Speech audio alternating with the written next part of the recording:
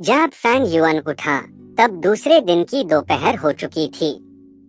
उसका सर का दर्द खत्म था और वो तीखा दर्द बिल्कुल गायब हो गया था। उसने बिना सोचे अपना कण छुआ, जो पहले जैसा ही लगा, जैसे कल रात कण काटने की बात कभी हुई ही ना। वो बिस्तर से उतरा, एक शीशा ढूंढा और खुद को देखा। शीशे में एक जावा लड़के का चेहरा दिखा। वो कोई खूबसूरत नहीं था, पर उसकी काली गहरी आंखें उसको अलग करती थी, एक अजीब सी ठंडक और चार्म दिखाती हुई। लड़के के कण बिल्कुल नॉर्मल था, जैसे किसी और के। कल रात जब उसने अर्थ कम्युनिकेशन ईयर ग्रास लगाया था, उसका राइट ईयर मोटा और बड़ा था, लगभग उसकी थोड़ी तक लटक रहा था। पर अब ये बिल्कुल ठीक दिख रहा था, कोई फर्क नहीं, क्योंकि उसका शरीर और अर्थ कम्युनिकेशन ईयर ग्रास एक दूसरे के साथ सेट हो चुके थे। फैंग युअन के दिमाग ने इशारा किया और उसके अपर्चर से थोड़ी लाल स्टील प्राइमेवल एसेंस उसके शरीर में बहने लगी, ऊपर राइट ईयर की तरफ। एकदम उसकी सुनने की ताकत कई गुना बढ़ गई और ढेर सारी आवाजें सुनाई दी, पैरों की थैप थैप। बावजूद के वो दूसरी मंजिल पर था, उसको जमीन पर चलने का एहसास हुआ। फैंग युअन ने ध्यान दिया और सुना। जब प्राइमेवल एसेंस का इस्तेमाल चलता रहा, उसकी सुनने की ताकत और बढ़ गई। शीशे में उसके कण से जादोन निकलने लगी। ये जादोन जैसे 1000 साल पुराना जिनसेंग थी, कण से बाहर की तरफ बढ़ती हुई, लंबे होते हुई और जमीन की तरफ जाती हुई। साथ ही उसका राइट ईयर थोड़ा मोटा लगने लगा।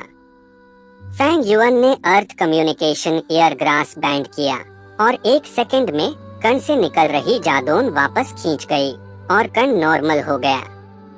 ज़ाहिर है सुनने की ताकत भी पहले जैसी हो गई।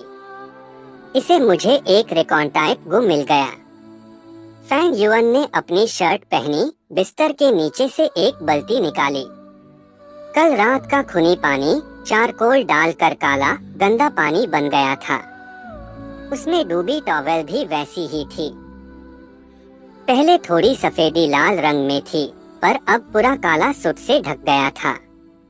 देख के लगता था जैसे किचन का ग्रीस पोंछने का कपड़ा हो। ये बाल्टी अगर किसी के सामने डाल दी जाए, कोई शक नहीं करेगा।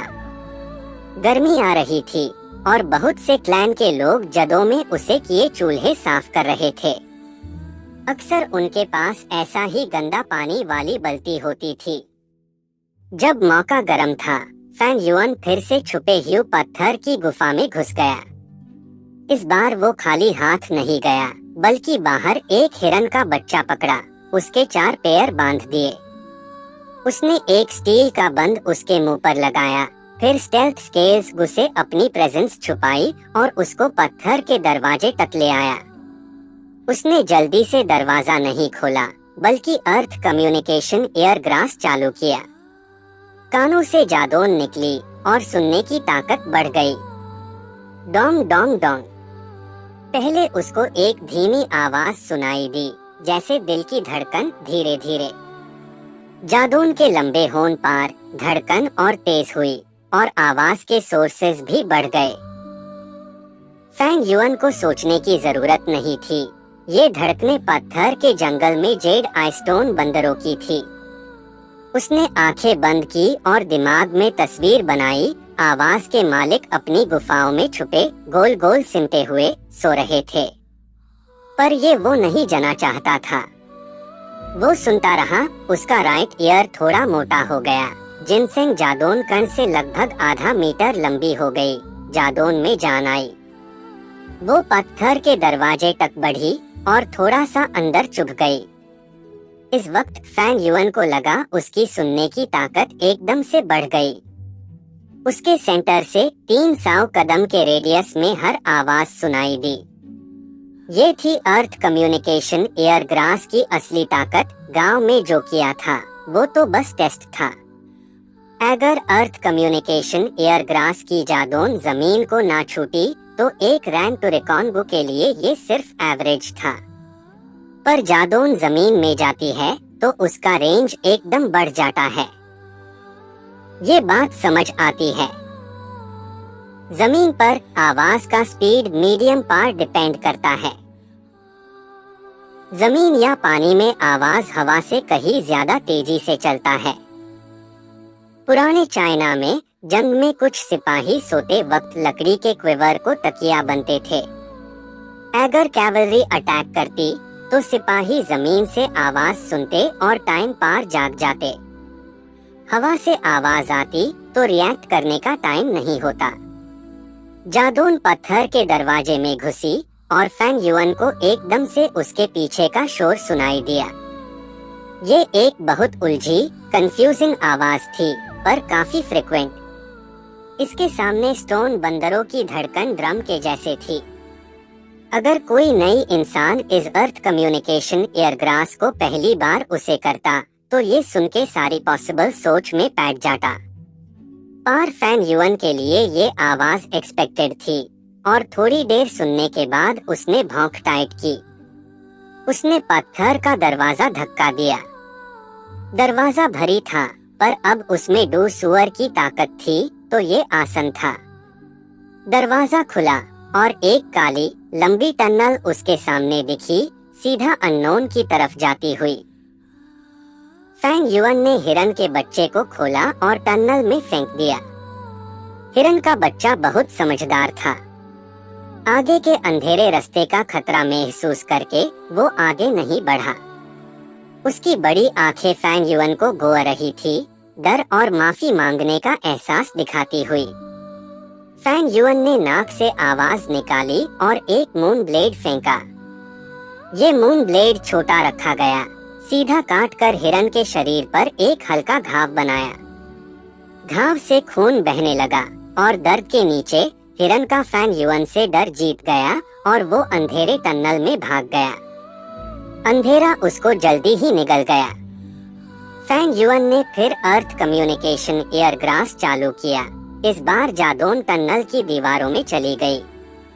उसकी सुनने की ताकत बढ़ी और पहले उसको हिरन के बच्चे के पैरों की आवाज, उसकी धड़कन और कुछ और शोर सुनाई दिया। गोल्डन सेंटिपेड की गुफा खतरनाक है, अर्थ कम्युनिकेशन हाई बचता है। फैंग युएन के दिल को पता था ये आवाजें सेंटिपेड के चलने की थी। उसके कान में हिरन के बच्चे की चीखें सुनाई दी। ज़ाहिर है वो गुफा में घुस गया था और सेंटिपेड से मिल गया। फैंग युएन के दिमाग में तस्वीर बन गई, घबराया हुआ हिरन का बच्चा सेंटिपेड के झुंड से अटैक होता, पूरा उसको घेर लेता। हिरन डर से मुद्दा, अपने छोटे होव्स से लात मारता, मौत का एहसास होता और मदद के लिए चीखता।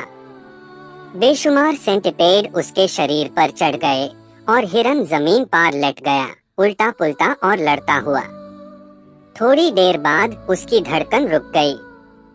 सेंटिपेड का झुंड हिरन के गोश्त को खाने लगा। फैंग युएन की आंखें चमकी जब उसको एक खास आवाज सुनाई दी। ये आवाज जैसे भौंकने वाली थी, चेनसो चालू होने जैसी, पूरा घमंड, डोमिनेंस और वाइल्डनेस से भरी हुई। अगर कोई नहीं सुनता तो कंफ्यूज हो जाता। पर फैंग युएन के तजुर्बे के साथ उसने एकदम से इस आवाज की पहचान कर ली। रैंक 3 वाइल्ड गुवॉर्म चेनसो गोल्डन सेंटिपेड। ये सेंटिपेड का राजा था, गुफा का असली कातिल। फैंग युएन पूरी तस्वीर दिमाग में देख सकता था। 1 मीटर से ज्यादा लंबा, 2 मुट्ठी जोड़ा, गुफा में घूमता हुआ। उसके शरीर के दोनों तरफ एक लाइन में तीखे आरे जैसी दांत थी। जब ये चलता, आरे भी तेजी से घूमते, जैसे इलेक्ट्रिक चेनसो।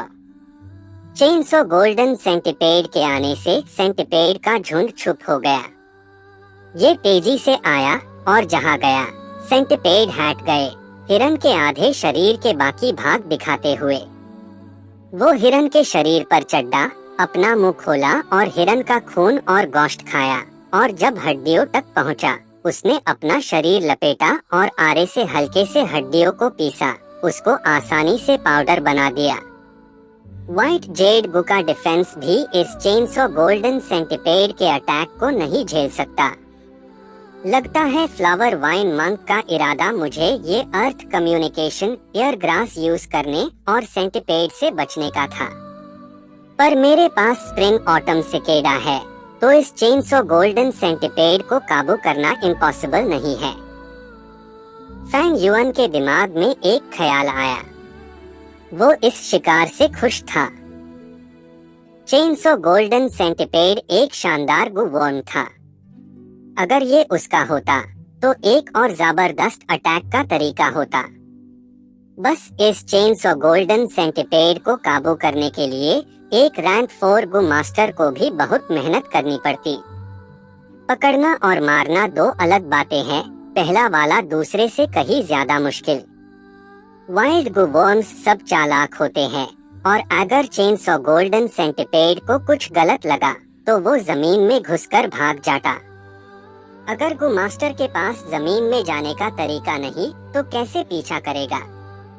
पर फैंग युअन के पास स्प्रिंग ऑटम सिकेडा था, तो अगर वो इस चेनसो गोल्डन सेंटिपेड को पकड़ लेता और स्प्रिंग ऑटम सिकेडा का थोड़ा सा ऑरा छोड़ता तो वो गुवॉर्म डर के मारे हिलेगा नहीं। स्प्रिंग ऑटम सिकेडा एक रैंक 6 है, उसका ऑरा रैंक 1 से रैंक 4 गुवॉर्म्स पर बहुत पावरफुल है, और रैंक 5 के खिलाफ इसका असर कम होता है, और दूसरे रैंक 6 के सामने कोई डर नहीं। ये बात इंटरेस्टिंग है, पर असल में ह्यूमन सोसाइटी भी ऐसा ही है। किसी आउटस्टैंडिंग के लिए लोग जलते हैं, पूजा करते हैं, एडमायर करते हैं, पर जो थोड़ा सा बेहतर है उसके साथ लोग कम्पीट करते हैं, जलन करते हैं। मैं अभी रैंक टू मिडल स्टेज पार हूँ, तो इस रैंक 3 चेनसो गोल्डन सेंटिपेड को काबू करना पॉसिबल है, पर अभी जल्दी है। फैंग युअन ने सोचा, रैंक टू गु मास्टर्स को रैंक टू गु वॉर्म्स यूज करना चाहिए, ये सबसे सही है। हाँ, रैंक टू गु मास्टर रैंक 3 या रैंक 4 गु वॉर्म्स भी रख सकते हैं, पर ये आम नहीं। पहले हायर रैंक का गुवॉर्म खिलाना ज्यादा महंगा है, दूसरे उनका उसे करना मुश्किल होता है और चलाने में ज्यादा खर्चा लगता है। जैसे एक बच्चा बड़ा हथौड़ा उठाने की कोशिश करे, अगर जबरदस्ती किया तो शायद अपना पैर हाय तोड़े। हिरन के बच्चे ने पूरा झुंड जगा दिया, इनको शांत होने में 10 दिन से आधा महीना लगेगा। मेरी टेस्टिंग से दिल का ख्याल पक्का हो गया, पर अभी स्ट्राइक का मौका नहीं। थोड़ी देर रुकता हूँ, ये जल्दी का काम नहीं। फैंग युअन यहाँ तक सोच कर रुका और पत्थर का दरवाजा बंद किया। फिर स्टेल्थ स्केल्स